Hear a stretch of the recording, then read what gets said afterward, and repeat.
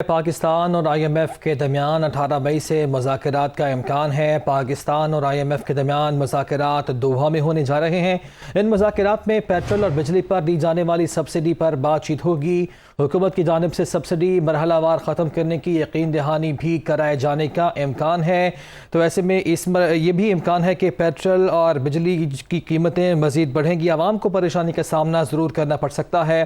ख़बर है जिससे मुतालिक आपको अपडेट कर रहे हैं। पाकिस्तान और IMF के दरमियान 18 मई से मुज़ाकरात का इम्कान है। पाकिस्तान और IMF के दरमियान मुज़ाकरात अब ये दोहा में होने जा रहे हैं। मुज़ाकरात में पेट्रोल और बिजली पर दी जाने वाली सब्सिडी पर बातचीत होगी। हुकूमत की जानिब से सब्सिडी मरहलावार ख़त्म करने की यकीन दहानी कराए जाने का भी इम्कान ज़ाहिर किया जा रहा है। तो एक बार फिर से ये मुज़ाकरात होने जा रहे हैं। पाकिस्तान और IMF के दरमियान 18 मई से मुज़ाकरात का इम्कान है।